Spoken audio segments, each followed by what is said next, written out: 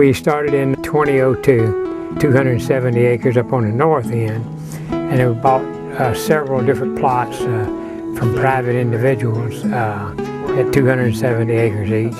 Then we had the opportunity to make a big purchase from St. Regis Timber Holdings, and that's when we bought the 2,300 acres right along Big Escambia Creek. And we've just constantly added, 600 or 700 acres here, 900 and something acres, all adjacent to this area.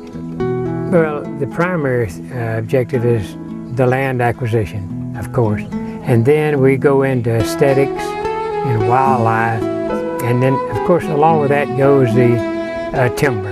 Of course, timber is a vital thing because of the longleaf pine that we're dealing with. About 70% of our land here is covered with loblolly, and we got about 30% of it is converted over into the longleaf pine. And that's our long-range goal, is anytime we cut and clear an area, that we will go back with the longleaf pine. See? Because right now we've planted some 800,000 longleaf pine already. What we do, we go in and we look at this loblolly. Some of it we've got in areas that are 35 years old and almost at the age for maturity for the loblolly. In the next year or two, we'll be able to go in there and clear cut the loblolly and come back in that same area then with the longleaf pine. We're on a 2-year burn cycle, and we try to burn about 2,000 acres each year. All right, these are some of the longleaf pines that is probably about 4 years old now, and this is our second burn in them. And you can see that the longleaf pine can really withstand the heat, and as long as we don't do any damage to this new growth, the bud that's coming out there, we do a good job. In other words, we've got 65 acres in this stage of growth. We're involved with trying to reestablish a lot of the native grasses, and once you clear this understory and burn and stuff, we have seen that some of these native grasses, that partridge peas, this type of stuff, that have been here all along, it's just the fact that the understory has been so thick that it kept them smothered down. But with this program that we got going on now, as far as removal of the understory and stuff, the burning and stuff, we're seeing a lot of these native plants and grasses come back alive. One of the opportunities that the Port Spandy Creek Indians provide is the educational activities here on Magnolia Branch. And we have been fortunate to have partnerships at the national, regional, state levels that bring in tours.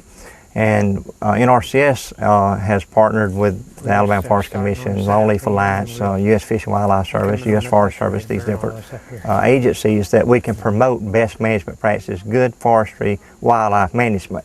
The tribe has the property available at any time, and we coordinate mostly with Mr. Smith. Just like our box turtle habitat program. It's one of the educational type things where we stop and with these groups, and we'll take a few of our box turtle type things over to show them and demonstrate what we're trying to do as far as box turtles, and we'll show them the habitat where we've tried to put them into this penned area to keep them for a while. Then we'll turn them loose. The gopher tortoise is really important to us because we've got an ongoing active program where we do catalog with a GPS on each gopher site or gopher burrow that we find. Any of our construction companies that in the general area that has a gopher tortoise in where they're going to have construction, they'll bring that gopher tortoise out here to us. The main thing that we have to offer is Big Escambia Creek. It's a pristine creek, and we own about 12 or 14 miles of the creek bank, so we're able to control a lot of the stuff that's going on along the creek bank. We do canoeing, kayaking, horseback trail rides. We also tend to cater to a lot of Boy Scouts groups and church groups that want to come in here, the father and son type deals. We've got 82 campsites there. 49 of them are full hookups, and we have areas that are just power and water. We also cater to a lot of the people who want to bring in their tents. We have primitive camping all along the lakes and stuff over there. If you just want to get off back in the boondocks by yourself, we got areas that you can go and do that too. Just about everything we do is dealing with the younger people, the younger generation, because I've got a feeling that, you just can't do enough for the young people nowadays. I don't care what you do, if you can get somebody out here in the woods to walk and enjoy it a little bit outside, and it gets them away from a lot of the drugs and stuff that's on the street. And if we can just help one of those kids by bringing him out here, spending the weekend and stuff, we've accomplished a lot.